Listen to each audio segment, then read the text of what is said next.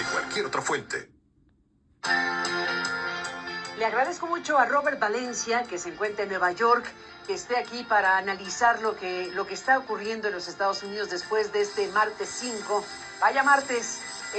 Robert, gracias por estar aquí. Bienvenido. Muchas gracias, Carmen. Sí, es un martes para muchos, o por lo menos para la mitad del país, terrorífico, y para la otra mitad, pues esperanzador, ¿no? Tal cual, está dividido de esa manera el asunto. En tu análisis, lo más amplio posible que puedas, ¿cómo resultó todo? Al final había un conjunto de encuestas que perfilaban un asunto técnicamente ya empatado. ¿Cómo ocurrieron las cosas desde tu punto de vista? Yo creo que las encuestas estuvieron dispersas. Hubo encuestas que sí dieron con el hecho de que, Trump podría ganar. Es decir, todo estaba dado para que un candidato u otro ganara. Yo creo que en lo que no predijeron las encuestas era que iba a arrasar con todos los estados bisagra. Y si lo vemos desde un punto más granular, yo creo que si bien Kamala Harris se llevó la victoria dentro del electorado hispano, creo que tampoco se tuvo en consideración que igual Donald Trump tuvo ganancias dentro de ese sector del electorado en Estados Unidos. Y esto lo vimos, por ejemplo, en un condado netamente hispano como es el de Miami-Dade, en la ciudad de Miami, en la Florida, lo mismo en algunos estados del sur de Texas. Así que las encuestas, si bien nos pueden dar un punto de referencia de cómo se van a decantar las preferencias del votante, creo, Carmen, que creo que todavía estamos en este aire de incertidumbre. Realmente no sabemos sabemos qué es lo que está en juego, y eso que está en juego me lleva a una conclusión de estas elecciones, y es una enorme incertidumbre. Hablando precisamente de los hispanos, yo creo que, como ya se ha dicho en algunos medios de comunicación en Estados Unidos, se dice que desde el primer día de la presidencia de Donald Trump ya se habla de deportaciones masivas. Sin embargo, él nunca explicó cómo lo va a hacer, pero da por entendido que las redadas tomarán, cuestión de horas, si no de días, por lo menos como lo que vimos en el 2016 cuando impuso esa prohibición de entrada de ciudadanos musulmanes. Pero todo está por verse, pero sí hay un gran aire de incertidumbre en los Estados Unidos. ¿Cómo imaginar a un Donald Trump de regreso a la Casa Blanca después de lo que ha ocurrido con él? Es un ciudadano que fue imputado, que fue procesado, que fue señalado de diferentes maneras en los temas criminales. Libra todo eso y otras cosas. Él dice, esto fue una cacería de brujas y demás cuestiones que sabemos. ¿Llegará o llega en este momento de su vida política con ánimos de venganza? ¿O no? ¿Qué piensas? Pues pueden darse muchos factores realmente. Mira una cosa interesante, Carmen. Empecemos por el hecho de la figura de Donald Trump como tal. Es la persona con mayor edad en la historia de un presidente de los Estados Unidos. Anteriormente todo el mundo hablaba de Biden, de que era una persona ya mayor, que tenía que retirarse, y aún así se retiró, como todo el mundo lo deseó, pero ese mismo trato no lo recibió Donald Trump, y evidentemente vemos que ahora es el presidente con cerca de 78 años, y posiblemente esas correrías, ese trajín de lo que involucra ser presidente, pues le va a hacer mella físicamente. No sabemos si estará en condiciones para cumplir su periodo, todo resta en cómo se desarrolla su estado de salud.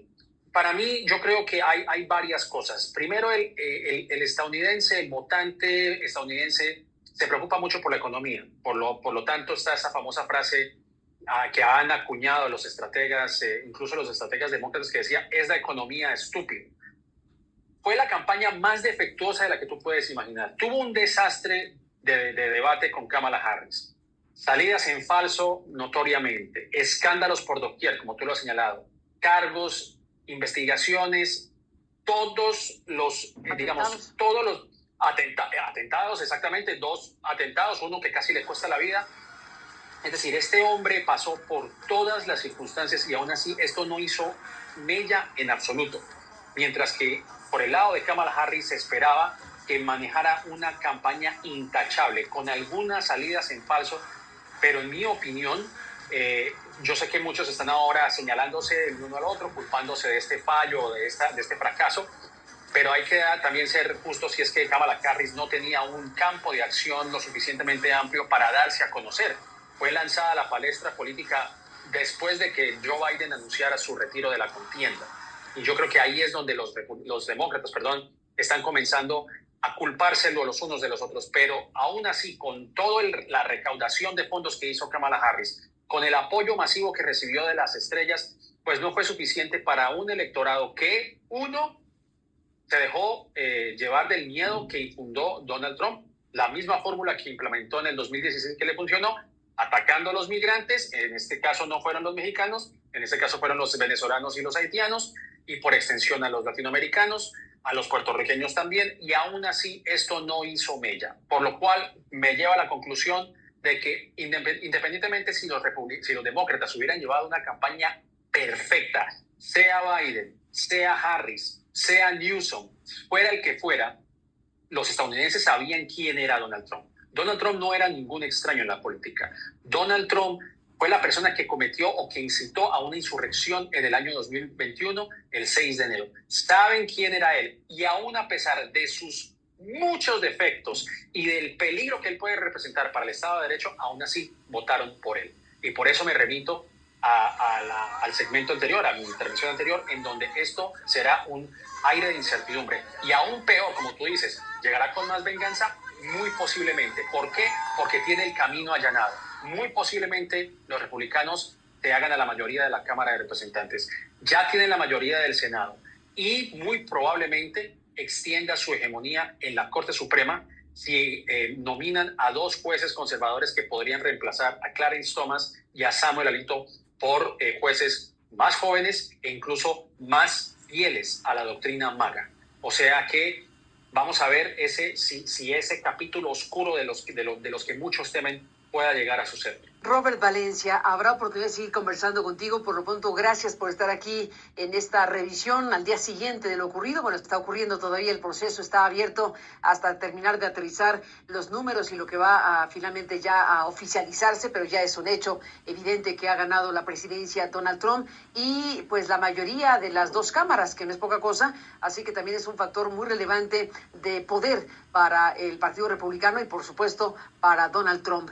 Robert, gracias por estar aquí y seguiremos hablando. Hasta la próxima. Hasta la próxima, Karen. Un placer. Gracias. Igualmente, gracias por estar aquí. Vamos a hacer una pausa y después de la pausa vamos a lo que pasó ayer.